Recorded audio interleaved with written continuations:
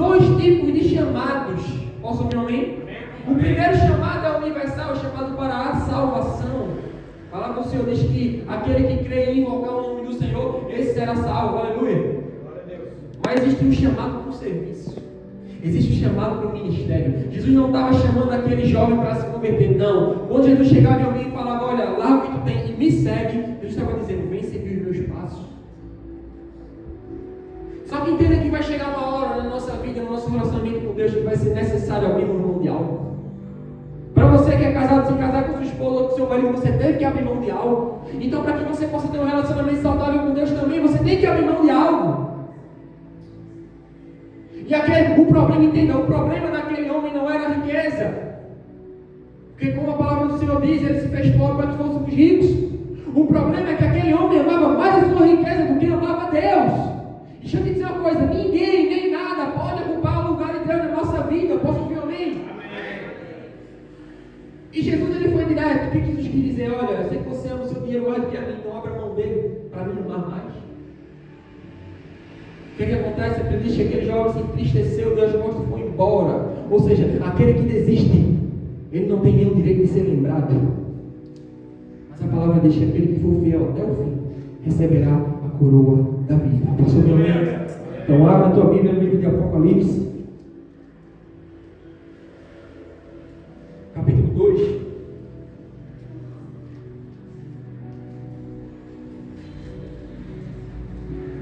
Irmão, não sei você, mas eu estou sentindo uma presença maravilhosa. O Senhor me disse hoje de manhã, quando eu acordei, que hoje era uma noite de renovo. Hoje era uma noite que pessoas voltariam a viver o seu propósito. Apocalipse capítulo 2, a partir do 12, diz assim: ao anjo da igreja de Pérgamo escreve, assim declara aquele que tem a espada de dois gumes afiados. Conheça o lugar em que vives. Veja que passagem forte. Conheça o lugar onde vives, onde se encontra o trono de Satanás. Apesar disso, permaneces fiel ao meu nome e não renunciaste à tua fé em mim, nem mesmo quando Antipas, minha leal testemunha, foi morto nessa cidade onde Satanás habita. Tenho contudo contra ti algumas admoestações, porque tens contigo os que seguem a doutrina de Balaão, que ensinou Balaque a armar ciladas contra os filhos de Israel, induzindo-os a comer alimentos proibidos e a se entregarem à prática da prostituição. Além disso, tens também alguns semelhantes que seguem os nicolaítas. Diante do exposto, arrepende-te, caso contrário virei contra ti e contra eles, e pelejarei com a espada na minha boca. Quem tem ouvidos ouça o que o Espírito diz às igrejas: ao vencedor darei o direito de comer o maná escondido, bem como lhe darei uma pedra branca, e nessa pedra branca estará grafado o seu novo nome, o qual ninguém conhece, a não ser aquele que o recebe. Isso é uma passagem poderosa, uma passagem forte, mas entenda que, se você for estudar o contexto da Bíblia, o livro de Apocalipse ele tem muitos códigos. Por quê? Porque naquele tempo que João ele escreve o livro de Apocalipse por volta de 98 ali depois de Cristo, era um período que o Império Romano perseguia a igreja. Então João ele falava com muitos códigos. Por quê? Porque se algumas palavras o reino ou o Império de Roma entendesse ou interpretasse como uma ameaça, aquele livro poderia ser destruído. Então a gente vai ver muitas parábolas, muitas alegorias, mas eu vou explicar essa passagem para vocês. Quando João escreve a carta de Jesus falando que aquela igreja de Pérgamo habitava o trono de Satanás, não é porque o diabo, o Lúcifer, ele tinha um trono aqui na terra. Eu posso ouvir um amém? Amém. Eu vou ler o versículo de novo para você entender. Olha o versículo 13, leia comigo. Conheça o lugar em que vives, onde se encontra o trono de Satanás. Apesar disso, permaneces fiel ao meu nome e não renunciaste a tua fé em mim. Nem mesmo quando Antipas, minha leal testemunha, foi morto nessa cidade onde Satanás habita. Entenda que essa cidade existe até hoje. A gente vê no livro de Apocalipse que as cartas para as igrejas na Ásia, porém, naquele tempo, acho que não se tinha uma geografia tão ampliada como hoje, e essas igrejas elas existem até hoje, no caso dessas cidades, não são na Ásia, são na Turquia, ou seja, parte da Europa, parte da Ásia, e existe sim essa cidade chamada Pérgamo. E quando João ele se refere ao trono, escreve o trono de Satanás, ele não está falando do trono do diabo naquele lugar, amém? É porque naquele tempo foi construído um templo de adoração a César. Posso ouvir um amém? Amém. A igreja está comigo? Amém. E todo mundo sabe que César era um imperador, quem comandava Roma. César não era uma pessoa, era um título. E ali foi criado um templo de adoração a esse homem, cidadão daquela cidade era obrigado a fazer um incenso, ir naquele templo, entregar uma oferta e declarar publicamente que César era o Senhor. Mas existia nessa cidade um homem, um crente, uma pessoa fiel, chamada Antipas, que decidiu fazer a diferença. Entenda isso. Pode ter uma multidão, mas o avivamento é quando alguém decide fazer a diferença. Quando num contexto totalmente errado, quando num contexto onde todos estão contra a palavra, alguém se levanta e decide ser fiel até o fim. Um exemplo disso é o profeta Elias. Viveu num tempo onde Israel estava totalmente entregue à idolatria, mas ele falou: eu vou na contramão desse mundo, eu não vou seguir esse padrão, eu não vou abrir mão do Deus que eu sirvo. E ele viu, por conta da sua fidelidade, 400 profetas, colegas de ministério, de chamado, serem assassinados. Mesmo podendo ser morto, mesmo passando anos se escondendo, ele decidiu entregar tudo o que ele tinha ao Senhor. Qual foi a consequência disso? Um ministério poderoso. O homem que disse: olha, por conta disso aí, segundo Deus que eu sirvo, só vai chover de novo quando eu mandar. E Deus assinou embaixo. Sabe por quê? Porque Deus anda com quem anda com Ele. Deus anda com quem é fiel a Ele. Deus favorece quem está na presença dEle. Passou diversas dificuldades, mas Deus sempre esteve com ele. E a Bíblia diz que toda hora demarcada, toda hora do almoço, os povos chegavam e traziam carne para ele comer. Na hora do jantar, os povos vinham e traziam pão para ele comer. O que eu estou querendo dizer com isso? O que o senhor quer dizer com isso, pastor? Que quando eu e você é fiel, a provisão nos acompanha. E eu, como um pastor muito curioso e gosto de saber coisas novas, eu fui tentar entender por que Deus ele mandou povos. Primeiro, que povos não eram animais que habitavam ali naquela região. Já começa daí. Segundo, eu fui estudar e fiquei assustado quando eu vi que no reino animal, nas aves, os povos são considerados os animais mais egoístas de todos. Que eles só alimentam os filhotes depois que enchem a barriga. E Deus escolhe esses animais que eram egoístas, que não davam nada nem para os seus filhos para levar comida para Elias. O que eu estou querendo dizer? Que quando eu e você é fiel, Deus tira dinheiro até da mão do pirangueiro para manter eu e você. Deus tira recurso até de quem não quer dar para sustentar a mim e a você. E quando chegou a hora, o homem orou. Caiu fogo do céu. Todo Israel dobrou seus joelhos e declarou: só o Senhor é Deus. Mas porque um homem, quando não tinha nada a seu favor, decidiu se levantar, decidiu permanecer e dizer: eu não abro mão da presença do meu Deus. Que poderia sim se vender, poderia sim ser uma vida privilegiada, mas decidiu entregar tudo o que ele tinha por conta do seu chamado. E eu te pergunto mais uma vez: o que você está disposto a entregar para o Senhor? Até onde você está disposto a ir pelo Senhor? Deixa eu te dizer uma coisa: se você pensa que ser exemplo de cristão é você vir ao culto todo domingo, toda quinta-feira, sentar aí, receber uma palavra e ir para casa, deixa eu te dizer, está errado. Deus não te chamou para estar onde você está. Diga assim: eu tenho um propósito. Diga assim: eu tenho um propósito. E eu vou viver o meu propósito. Posso ouvir amém?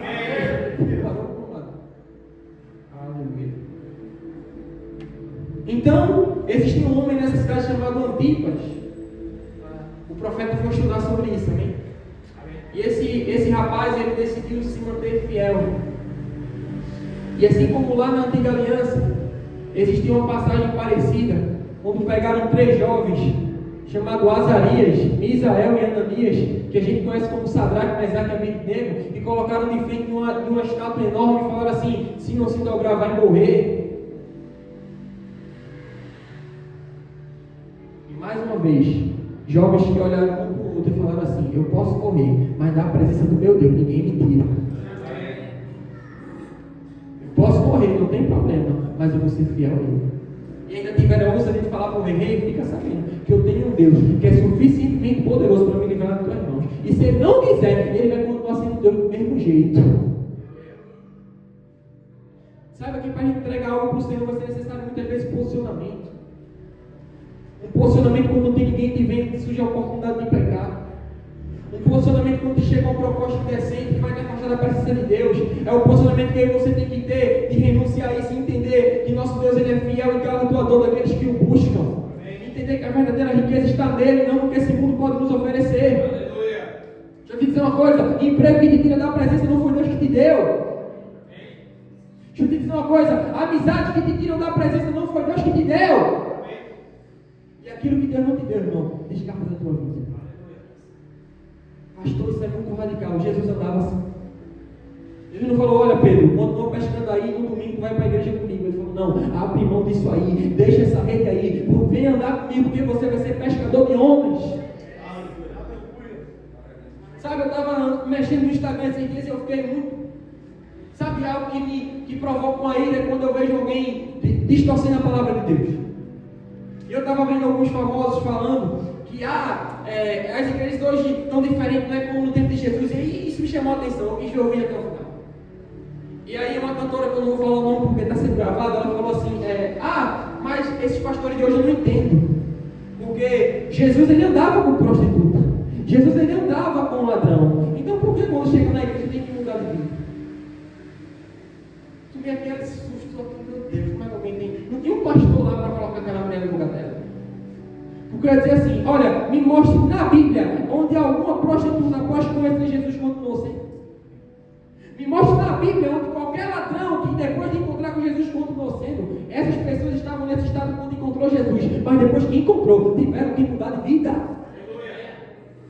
Porque para andar com Jesus, para viver com Jesus é necessário uma mudança. As pessoas lá fora têm que olhar para mim e para você e ver Jesus na nossa vida. Um exemplo disso, Pedro. Para mim, foi o discípulo mais desobediente que tinha. E mesmo assim, olharam para ele e falaram: você é discípulo dele, você anda como ele, fala como ele, se comporta como ele, você é igual a ele. Mesmo Pedro ainda, tendo o Espírito Santo estava naquele trabalho de trabalhar na vida de Pedro, as pessoas viram Jesus dele.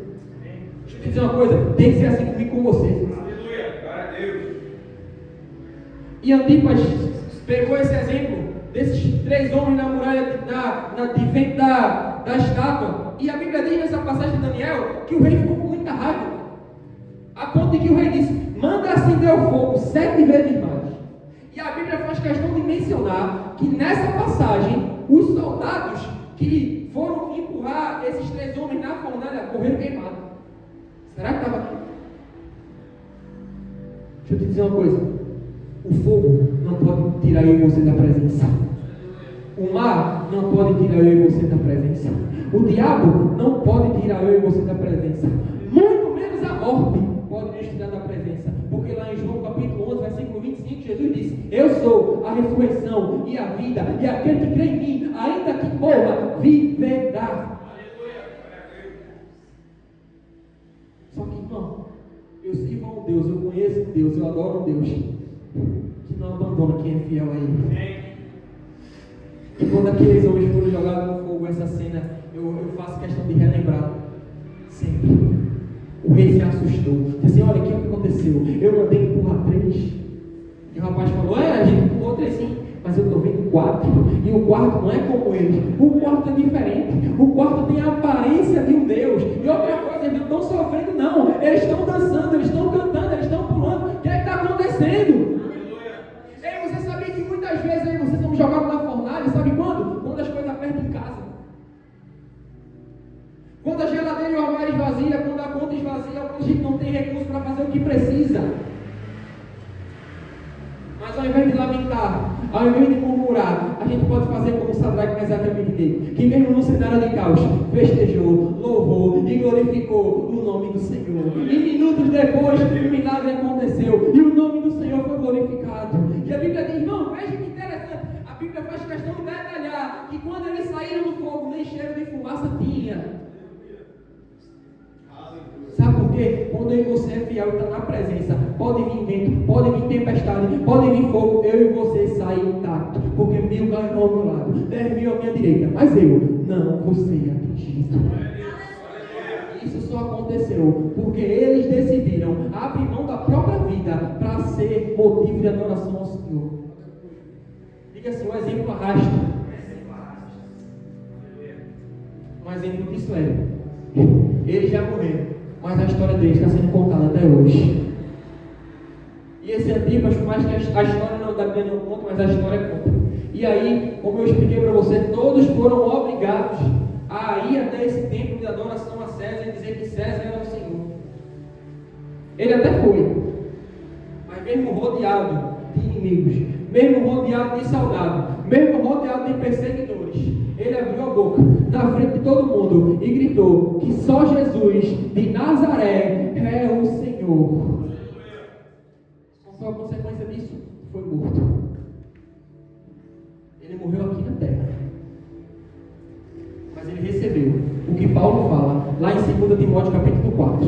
Ele lutou com o combate, ele perseverou a carreira, ele acabou a carreira e perseverou na fé. E o que aconteceu depois? Olha para cá, igreja. O que aconteceu depois? O justo juiz deu a coroa que prometeu dar não só para ele, mas para todos aqueles que o amam. Pastor, por que o senhor está falando desses homens? Porque eu quero dar um choque de realidade para te dizer que o que a gente vive hoje não é o evangelho como antigamente. Para te dizer que o Deus, ele olha para mim e para você e exige mais. Para te dizer que eu e você vamos chegar no céu e vamos estar com todos esses homens. E que o próprio Jesus vai olhar para mim e para você e vai dizer: mostra-me as tuas mãos, mostra o que você fez para mim. Irmão, vou dizer uma coisa, como pastor, vou até baixar a cabeça para ninguém dizer que eu estou falando com ninguém. O quanto eu recebo de desculpa esfarrapada que não veio para o grupo, não veio para a célula. Eu não estou nem aí, irmão. Você não é obrigado a estar aqui, não tem nenhum problema. Se precisar de... Eu ainda só digo isso, se precisar de alguma ajuda, vem para mim. Por quê? Porque eu sei que naquele grande dia você não vai ter que dar conta para mim. Naquele dia não vai ser para nenhum daqueles 3 homens que estão lá fora. Naquele dia vai ser para o próprio Jesus. E diferente do pastor, ele não vai aceitar suas desculpas. Pastor, por que você está falando isso? Porque o Senhor me falou, o Senhor me mostrou que estamos prestes a viver um grande avivamento nessa igreja. Mas se você for estudar todas as histórias de pessoas que viveram um grande avivamento, antes disso, eles entregaram e abriram mão de tudo que eles tinham. Porque é um grande poder, igreja. Guarde. Irmão, você está vendo tudo isso aqui? Quem está lá um ano atrás sabe, eu sempre disse, não está acontecendo? Posso ouvir amém? Eu estou dizendo para você, Deus me disse, vai ser derramado um grande mover no meio dessa igreja. Eu não sei o dia nem a hora. Deixa eu te dizer uma coisa, o que Deus quer de mim e de você é que a gente esteja preparado. Porque quanto mais é dado, mais... E talvez, naquele grande dia, se puder aumentar o fogo, por favor, meu amado. Naquele grande dia, não tinha muito crente olhando. Não tinha ninguém para bater palma para ele. Mas Jesus estava lá. Ei, no momento de dificuldade, talvez pode não ter ninguém te olhando. Mas deixa eu te dizer uma coisa, Jesus está lá. Quando você abre mão de qualquer coisa para ser fiel ao Senhor, ou para estar aqui, o pastor não pode estar lá olhando, mas Jesus está. E no momento certo, Jesus usou esse homem como exemplo para que uma igreja permanecesse fiel. Como eu disse, quem é fiel até o fim se torna exemplo. Posso ouvir um amém? Amém. Eu queria compartilhar com vocês uma anotação que eu tenho, um estudo que eu fiz. Porque de fato, quando Jesus ele vai separar os seus apóstolos, os seus discípulos, ele fala no começo. Ele fala como vai ser no começo: Pedro, deixa essa rede aí e agora você vai ser pescador de homens. Mas ele não fala no final. E aqueles homens, eles seguem Jesus, eles começam a andar com Jesus, a aprender com Jesus. E Jesus sempre ensinando, mostrando. E Jesus nos deu e deu para aqueles homens o maior exemplo de liderança: se sacrificar. O bom pastor da sua vida pelas ovelhas. E em determinado momento, Jesus chama Pedro no canto e fala assim: Pedro, você me ama? Entenda o contexto. Pedro já tinha negado Jesus. Posso ouvir um amém? Amém. Essa conversa, esse diálogo, foi Jesus após ter ressuscitado. Chama Pedro no canto e fala: Pedro, você me ama? E eu vou responder para você como Pedro respondeu no original, no grego. Jesus pergunta: Pedro, tu me ama? E Pedro responde: Senhor, eu gosto de você. E mais uma vez o Senhor pergunta: Pedro, tu me amas? Assim, Senhor, eu gosto de você. Eu gosto de estar com você.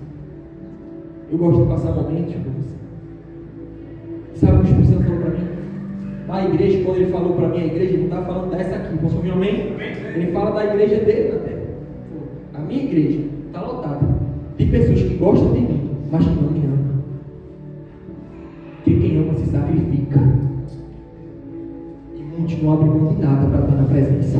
Muitos não abrem mão de nada para vir para o culto. Muitos não abrem mão de nada para estar numa célula, para ser fiel ao Senhor. Não tem problema, não. Jesus disse que naquele grande dia serão muitos que virão até ele, dizendo: Mestre, em teu nome eu expulsei demônio, em teu nome eu curei enfermo, em teu nome eu libertei pessoas. E olha o que Jesus fala: e eu lhes direi abertamente: apartai-vos de mim, vocês que praticam o mal, porque eu jamais vos conheci. Irmão, Jesus falou: vai acontecer. O que você tem que ter cuidado é para que não seja nem comigo nem com você. E como a gente pode garantir isso? Entregando tudo que a gente tem para o Senhor.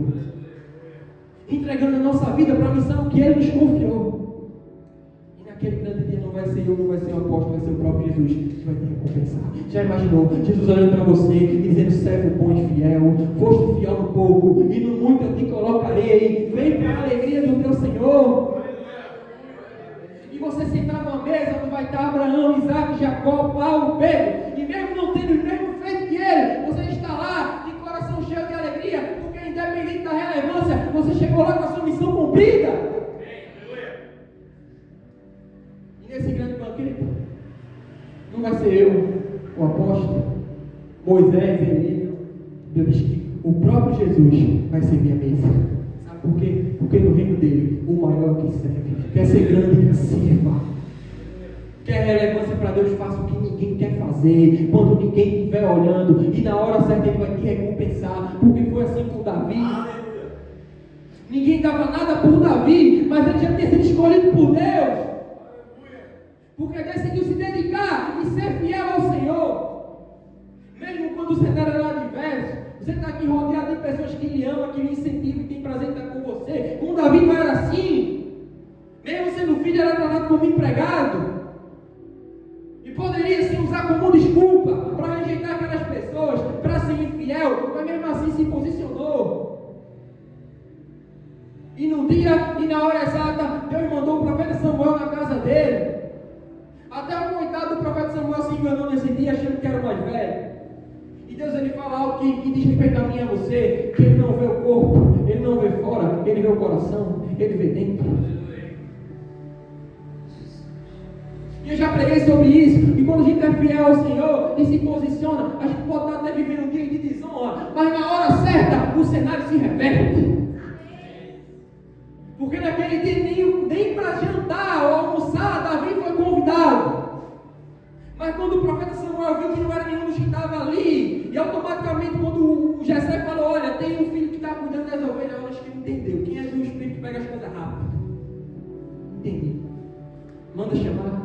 E olha Deus revertendo o cenário. E outra coisa, fica todo mundo em pé, porque a gente só vai sentar quando ele chegar. Ei, irmão, se for necessário, até seja rejeitado por homens, mas queira ser aceito por Deus. Deixa eu te dizer uma coisa. Tiago, a palavra do Senhor lá em Tiago diz: todo é o homem que diz amanhã farei tal coisa. A tua conta bancária pode estar lotada, mas se o teu dia for hoje, você não leva nada com você. Sua casa pode estar 100% mobiliada com todos os imóveis do mundo. Por que você está usando esse exemplo, profeta? É porque errado jamais. Inclusive eu estou lutando com a minha esposa para a gente ter o nosso melhor. Por que você está falando isso? Porque a gente tem que colocar isso no lugar de Deus. Deixa eu te dizer uma coisa: tua casa pode estar 100% mobiliada. Se tu morrer hoje, tu não vai levar nada e alguém vai assumir de graça que tu deu a vida para comprar. Entende isso? Que o que você conquista aqui fica aqui, mas o que você faz para o Senhor, você vai levar para sempre. E Jesus chama Pedro e fala: Pedro, você me ama. E ele falou: Senhor, eu gosto de você. O que ele estava querendo dizer? Senhor, eu estou do teu lado, mas as coisas apertar, eu vou embora. E é o que tem acontecido. Pessoas têm ficado com Jesus na igreja nessa hora difícil.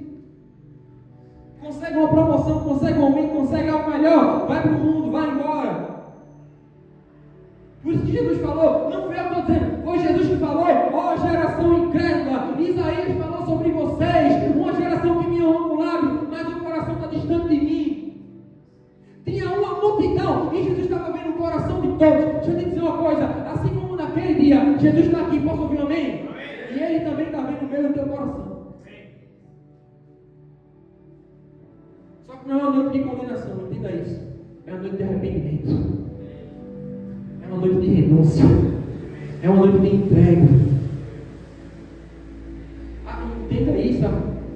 Irmão, vai chegar um dia, e eu tenho até temor desse dia. Vai chegar um dia que o próprio Jesus vai julgar a terra. E você não vai querer estar aqui para viver isso. Mas ainda hoje, Ele está disposto a te perdoar, a te dar mais uma chance, a te ajudar, a estar com você. Porque mesmo depois disso, 3 vezes Pedro falou: Jesus, eu não tenho, eu gosto de você. E olha, Jesus falou para ele: tu me amas. Aí é que está o segredo. O segredo não está em nós, mas é como Paulo diz, é o poder que opera em nós. É porque a gente pode fraquejar, mas o Espírito nos mantém forte. A gente pode querer desistir, mas o Espírito Santo nos mantém de pé. Quem está me entendendo? E Jesus, assim como não desistiu de Pedro, Ele não desiste de você. Ele foi até o fim. Ele ainda falou: é sobre essa pedra que eu vou edificar a minha igreja. Teve um tempo, demorou um tempo, mas na hora certa ele acordou. E assim como Pedro acordou, o Espírito Santo está falando para você nessa noite: desperta, igreja. Jesus disse: eis que eu venho sem demora. Conserva o que tem, para que ninguém tome a tua coroa. E no capítulo 2 de Atos, o Espírito Santo foi derramado. Um avivamento começou. Pedro foi cheio. Entenda isso, irmão. O desejo do pastor é você sair por aquela porta cheia. Sabe por quê? Porque não tem tempo. Pedro foi cheio, automaticamente se levantou, saiu da casa, foi para a praça e pela primeira vez começou a pregar. E na pregação dele, na primeira, 3.000 almas se converteram para o Senhor. Esse Pedro que negou Jesus foi outro, que foi o mesmo que estava passando no templo. O aleijado disse: me dá uma esmola. E ele falou: não tenho prata, não tenho ouro, mas o que eu tenho, eu te dou, em nome de Jesus Cristo, o Nazareno. Levanta e anda. Foi o mesmo Jesus, o mesmo Pedro, perdão, que levou uma pisa depois disso. Foi preso, falou assim: se pregar o evangelho, vai apanhar e vai ser preso de novo. E quando for solto, voltou para o mesmo lugar e continuou pregando a palavra. E no outro dia pegaram ele e levaram preso de novo. Falou: se continuar vai ser pior. E soltaram ele. Ele voltou para o mesmo lugar e continuou pregando a palavra. Aí viram que não adiantou. Pegaram ele, João e Tiago. Aí foi o primeiro martírio da Bíblia. Mataram o primeiro apóstolo Tiago. Falou assim: amanhã é vocês. Mas tem uma igreja de joelho dobrado, que ao invés de ficar chorando, ao invés de ficar planteando, ao invés de ficar murmurando, foram orar. E quando eles oravam, o anjo foi lá e disse: vem que ainda não chegou a hora de vocês. E no outro dia, eles voltaram para o mesmo lugar e continuaram pregando a palavra. O mesmo Pedro, que o povo estava estudando a hora que ele passava na rua, porque quando ele passava, a sombra dele tocava o povo e o povo era curado. Mas sabe por que isso aconteceu? Porque decidiu entregar tudo o que tinha. E por conta disso, a presença do Senhor era com ele. E decidiram ser fiel até o fim. Decidiram entregar tudo. Seguiram o exemplo do seu líder, que foi fiel até a morte. Porque eles sabiam que essa vida poderia até ser tirada, mas na verdadeira, o diabo não poderia tocar. Paulo disse: olha, eu estou aqui mesmo por causa de vocês, porque se dependesse de mim, é incomparavelmente melhor estar com Cristo. Isso é um pensamento, isso é uma fala de quem não tem apego nenhum com esse mundo. Muitas vezes o que tira as pessoas da presença ou impede elas de viver um propósito, um chamado, é porque tem apego ao que existe nesse mundo, que pode acabar. A gente olha que não, mas até a pessoa que está ao teu lado, para quem já é casado, lógico, que é uma só carne, essa pessoa pode te abandonar. Deixa eu te dizer uma coisa: mesmo que tragicamente isso aconteça, Jesus vai continuar com você. O emprego que você tanto ama pode te mandar embora amanhã, mas mesmo que isso aconteça, Jesus vai estar com você. A família que você se apoia pode dar as costas para você amanhã, mas mesmo se acontecer, Jesus vai estar com você. questão é, você está com ele? De fato, irmão, eu sou contra essa ideia de que o Senhor nos prova. E eu vou lhe explicar por quê. Porque diga assim, é impossível vencer a Deus. Não tem como você vencer Deus. Se Deus provar em você, a gente não tem como vencer. Se é com a ajuda dele que a gente vence, como a gente vai vencer uma prova? Mas eu sou totalmente adepto à ideia de que Deus ele nos permite passar por provas e situações. Jesus não disse assim, olha, vai ser fácil, não. Ele falou, no mundo tereis aflições, mas tende. Sabe por que ele disse tende bom ânimo? Minha esposa falou isso aqui. Porque o meu e o teu choro, a minha e a tua lamentação não muda a Deus, mas o nosso posicionamento muda a situação. Irmão, você tem noção disso? Para aquele povo, naquele tempo. Pronto, vamos imaginar. Eram 3 apóstolos, eram 3 líderes. Imagine que eu, o pastor Jean, o pastor Romildo, o pastor Marcos, eu, o pastor Jean, o pastor Marcos, são os pastores das igrejas aqui em Portugal. Já imaginou vocês assistindo nós 3 sendo capturados e nós 3 mortos? Foi o que aconteceu com aquele povo. E eles podiam lamentar, murmurar, meu Deus, por que eu estou te servindo? Mas só que se eles fossem chorar, não ia mudar nada. A Bíblia diz que eles dobraram o joelho e oraram numa intensidade tão forte que a casa tremeu. E Deus ouviu a oração e deu livramento. Está entendendo, igreja? Que a nossa arma não é com as armas desse mundo, mas é no reino espiritual. Eu conheço uma pessoa que, não vou dar um exemplo, hoje já está tudo certo, mas essa pessoa ela tinha um problema, ela trabalhava mais, aparecia um problema, trabalhava mais, e certo dia eu disse para ela, não, está se matando de trabalhar, resolveu em quê? Eu disse nada, eu disse, agora, ao invés de se dedicar tanto ao trabalho, se dedica ao Senhor, garanto que a tua vida vai mudar. Vai ver como está a vida dele hoje? No final do culto eu pergunto se ele deixa, se ele falar, eu digo o nome dele aqui para você. Mas por quê? Porque nós não somos desse mundo, nós estamos aqui, mas nós somos do céu. A nossa arma é do céu, a nossa armadura é do céu, a nossa força vem do céu. E eu separei para você aqui, para alimentar ainda mais minha pregação. Eu fui estudar e pesquisar como cada apóstolo morreu. E você vai ver o que muitas vezes servir ao Senhor vai exigir de mim e de você. O primeiro que eu acabei de falar, Pedro, foi crucificado em Roma, só que foi diferente. Nessa passagem que eu falei para vocês, Pedro, tu me ama, Jesus falou, olha, hoje, tu vai para onde tu quer, e tu vai, e tu faz o que tu quer. Mas vai chegar um dia que você não vai poder. Jesus já estava dizendo, olha Pedro, vai chegar uma hora que as coisas vão apertar. Quando chegou a hora, pegaram Pedro lá em Roma, pregando, era proibido. Assim, vai ser crucificado. Ele, tá bom, não tem problema. Só tem um porém. Eu não sou digno de morrer igual o meu mestre. Se for me crucificar, me coloca de cabeça para baixo.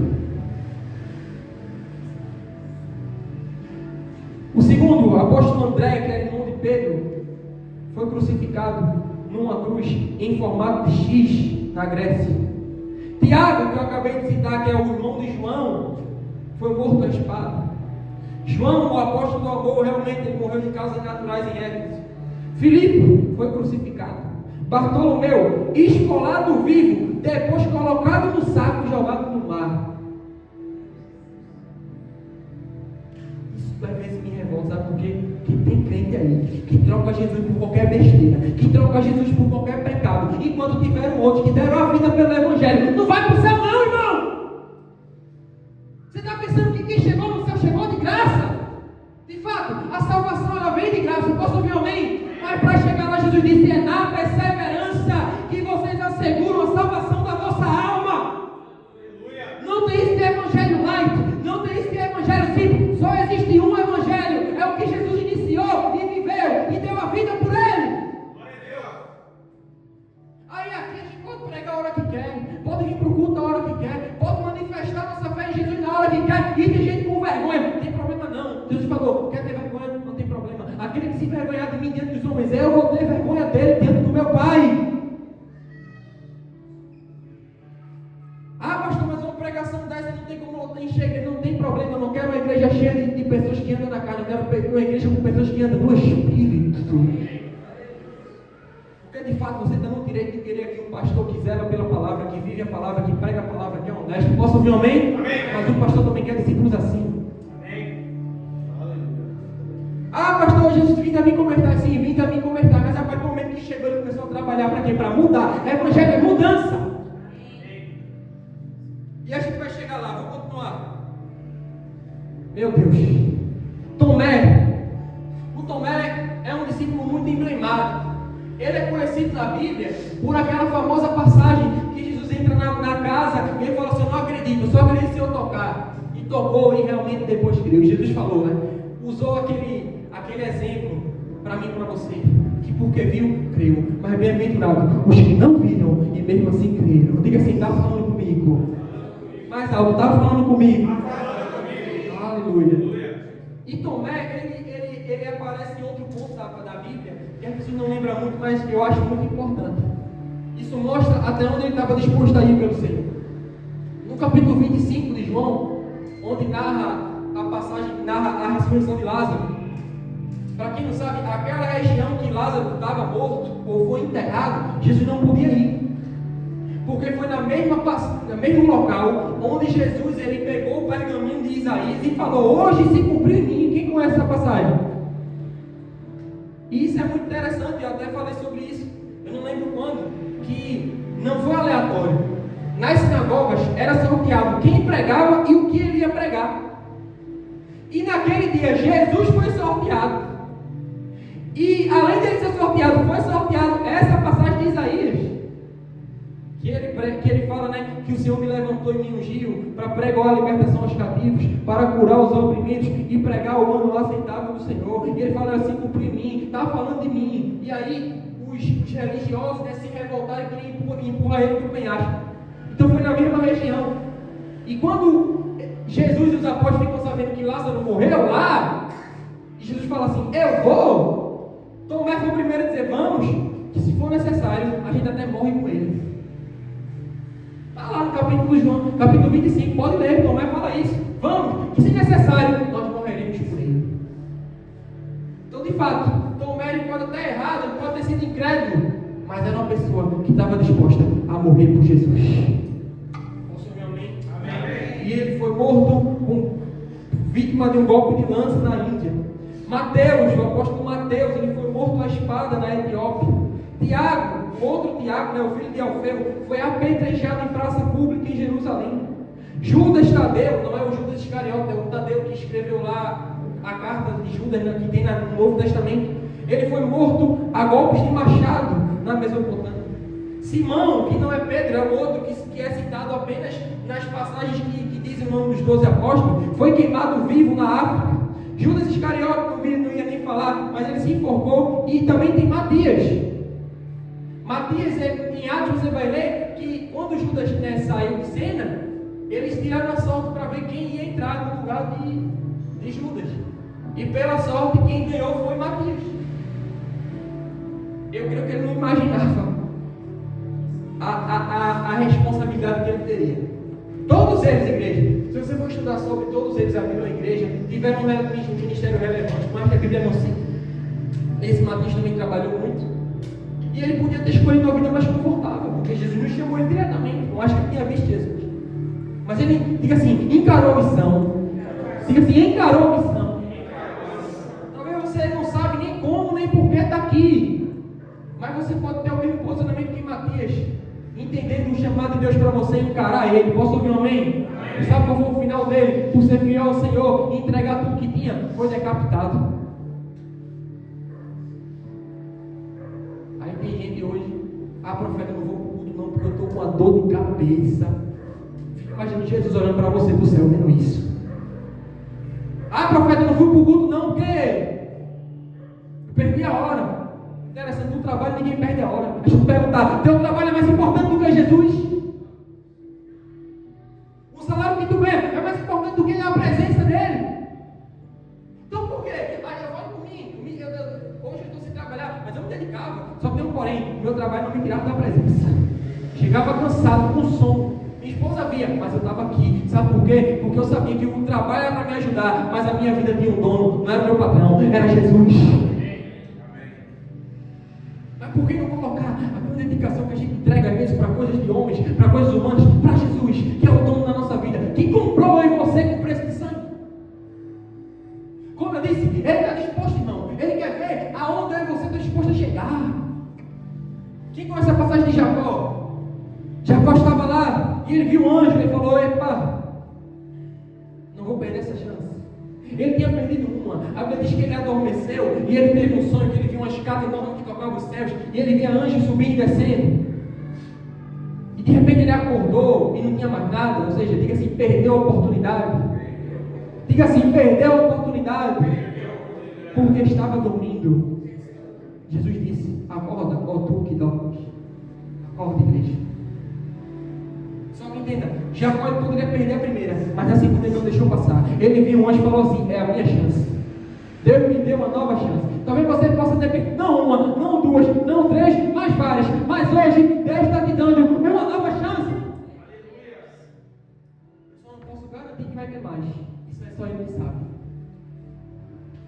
Mas ele disse assim: é minha chance, eu não vou deixar passar. E a Bíblia diz que ele agarrou o anjo e falou assim: eu só te solto, eu só deixo você ir embora quando você me abençoar. E durante uma madrugada inteira, Jacó lhe resistiu ao anjo. Sabe, estudiosos, eu estudei isso num curso que eu fiz sobre libertação e demonologia, e estudiosos afirmam que uma pessoa possessa por um espírito maligno, ela tem uma força de 120 pessoas.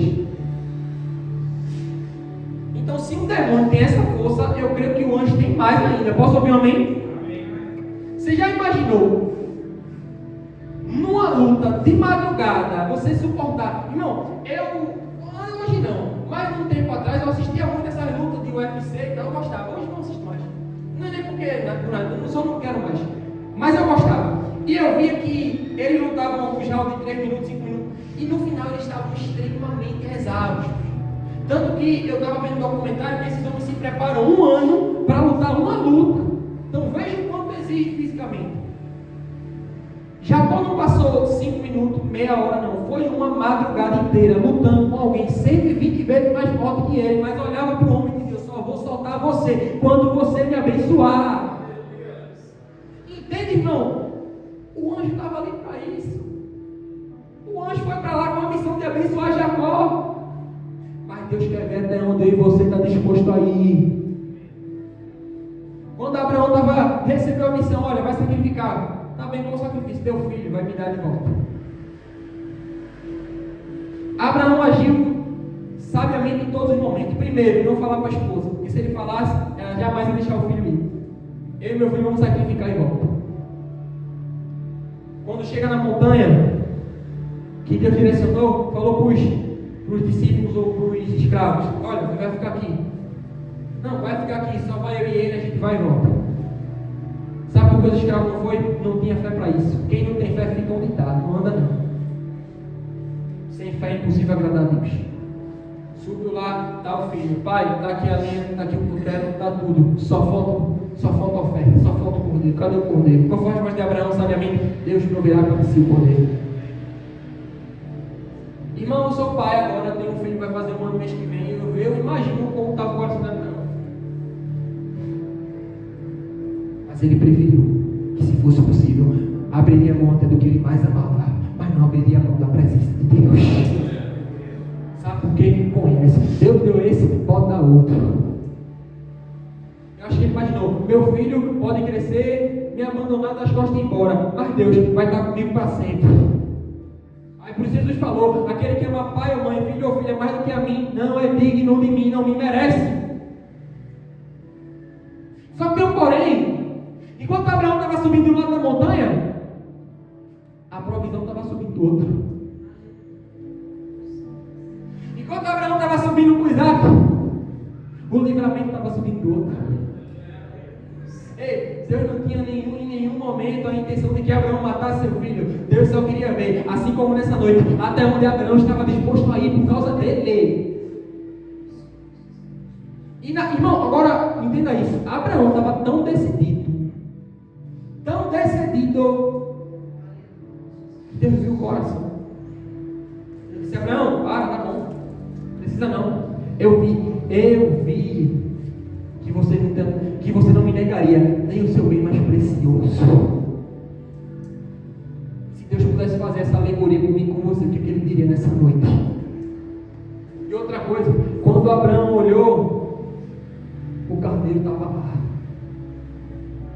provisão estava lá. Ei, a provisão esteve lá o tempo todo. O livramento esteve lá o tempo todo. A questão é, até onde você está disposto a ir? Só que eu vou encerrar com isso. Existe um homem chamado Jesus. Estava no céu. Que era Deus. Que estava com Deus. Que reinava com Deus. Que era a palavra de Deus. Que decidiu abrir mão de tudo aquilo. De todo o seu trono. De sua realeza. E assumiu a forma de homem e de servo. E pelo contrário, ele não quis ser igual a Deus. Porque ele esvaziou de si mesmo. Um homem que foi fiel até a morte. E morte de cruz. A morte mais desonrosa que alguém poderia ter. Mas que no terceiro dia ele ressuscitou. E Deus lhe deu um nome que está acima de qualquer outro nome. Para que no nome de Jesus todo joelho no céu, na terra e debaixo da terra. Irmão, um dia vai se dobrar e vai ter que confessar que Jesus é o Senhor para a glória de Deus. A gente prega hoje para que seja agora. Mas veja que a Bíblia faz questão de dizer, que é no céu, na terra e debaixo da terra. Ou seja, eu prego para a pessoa hoje, não quero Jesus não tem problema. Um dia ela vai ter que reconhecer que Ele é o Senhor. Mas não é mais fácil agora. Deus não está nos dando uma oportunidade maravilhosa agora. Entenda isso, irmão. Quem um dia recebeu a última oportunidade não sabia. Eu dei até esse exemplo na célula Negrais. Eu tinha um tio meu que ele era levita, tocava bateria na igreja, se desviou. Se andou com pessoas erradas, se envolveu com crime. Em determinado dia, ele já avançado do crime, ele foi para a igreja. Foi para a Assembleia de Deus.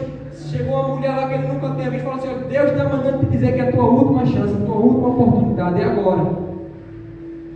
Isso é essa história que conta a pessoa que estava no culto. Disse que ele chorou muito, mas entenda uma coisa: chorar não vai mudar nada. O que vai mudar é teu posicionamento, a tua ação. Ele chorou, mas não quis. 2 horas depois, foi assassinado na frente de casa. Falando de alguém parente meu de sangue. Estou contando a história desconhecida, não, Pedro. Estou dizendo uma história que minha família vivenciou. Mas que se ele tivesse aceitado a oportunidade que deu aí, podia estar aqui até hoje. E quem aqui pode me garantir que talvez não seja uma outra oportunidade para você? Porque, irmão, eu disse, ninguém sabe o dia não. Pode ser minha última pregação. Eu lembro como fosse hoje o pastor Marcos Muro, e para mim, um dos maiores mestres que já existiu nesse mundo. 2014, eu estava pregando na igreja. Foi para um congresso. Ele, a esposa e 2 filhas. O avião bateu, morreu todo mundo. Ele pregou num domingo como esse. A última pregação da vida dele. Mas ele nem sabia. Mas o que acontece? A morte chegou quando ele estava preparado. E ele está agora com o Pai, desfrutando de tudo que ele conquistou aqui na terra para o Senhor. Eu te pergunto, e se for a tua vez? E quando chegar a tua hora? E se hoje fosse a tua hora? Para onde você ia?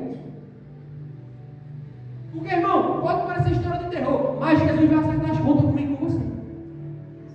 A parábola lá dos talentos em Mateus 25 não é figurativa não, vai acontecer. Ele vai dizer: mostra-me as tuas mãos, depositei talentos e quero ver o resultado. A unção que você tem não é nossa, foi Ele que deu, e Ele vai querer o resultado. Posso ouvir um amém? O louvor vai subir, eu quero ler só uma passagem para encerrar. Abre Filipenses 3, rápido.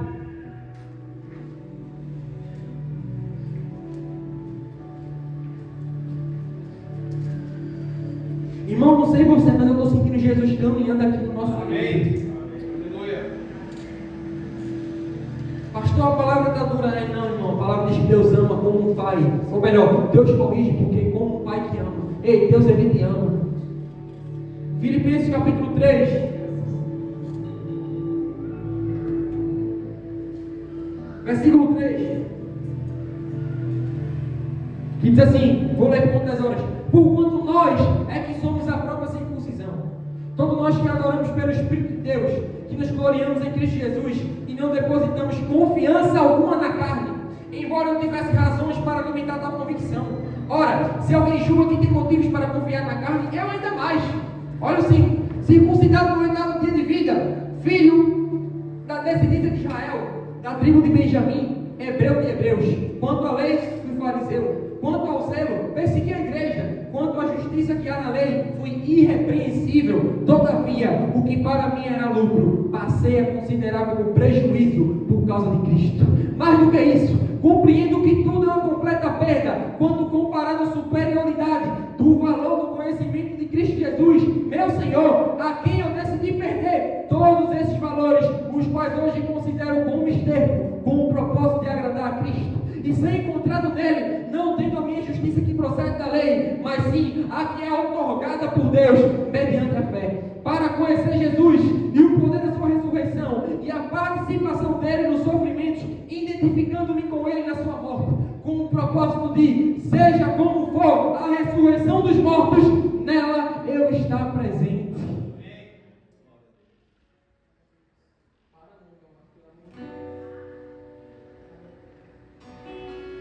Isso foi o que Paulo estava disposto a abrir mão. E olha que eu só preguei metade do que eu preparei para ministrar para você. Para falar de homens e mulheres que deram a vida por conta do Evangelho. Olha tudo que Paulo abriu mão. E se você for ler 2 Coríntios, ele vai dizer: fui apedrejado, sofri naufrágio, perigo de morte. E no final ele diz: eu faço tudo isso para apenas ser um participante, ou melhor, um co-participante do Evangelho. Um homem que passou por tudo isso. E lá em 2 Timóteo capítulo 2, versículo 4, dias antes da sua morte, falou: lutei com o combate, eu acabei a minha carreira e eu perseverei na fé. E agora o justo juiz, o justo, veja, além de amor, ele é justiça. Diga assim: Deus é justo. Ele disse, só faltou ele falar assim: com base no tudo que eu vivi, com base em tudo que eu passei por Jesus, com base em tudo que eu abri mão por causa dele, agora o justo juiz vai me dar a coroa. Ele prometeu dar, não só a mim, mas a todos aqueles que o amam. Ei, se você ama ao Senhor, tem uma coroa reservada para você. E vai ser Ele que vai colocar na minha e na sua cabeça. E eu quero fechar com isso. Faltou falar sobre ele. E sabe qual foi a morte de Paulo? Sabe como foi? Esquartejado. Tiraram o braço, perna, mão, desmembraram todo o corpo dele, colocaram no saco e começaram a mandar parte do corpo dele para a igreja, fazer assim: é fiel a Jesus, é isso aqui que acontece. Só que pro azar deles, quanto mais isso acontecia, mais cristãos chegavam. Quanto mais isso acontecia, mais a igreja crescia. Quanto mais isso acontecia, mais o povo se posicionava. E eu fico imaginando, é pesado, eu fico imaginando. Fica de pé, igreja. Feche teus olhos.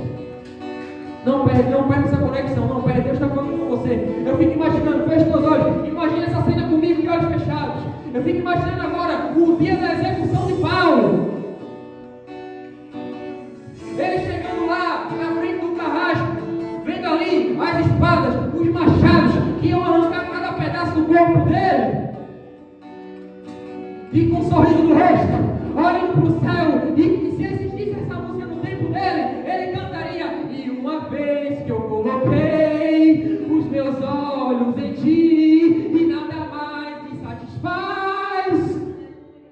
Eu fico imaginando Paulo caminhando dizendo: é Jesus, só falta 5 minutos para a gente se encontrar. É Jesus, só falta 2 minutos para a gente se encontrar. Existe um homem chamado Estevão. Vou fechar com isso.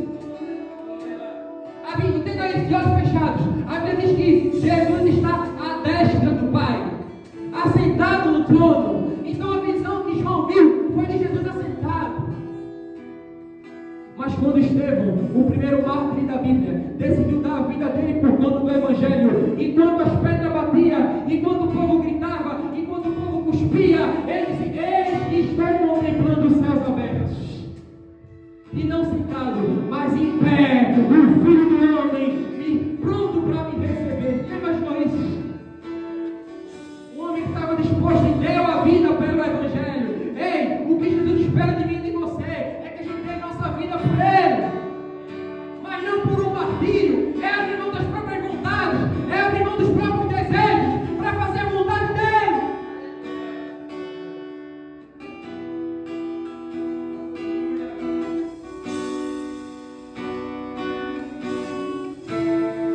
Noite de arrumar a casa, meu irmão.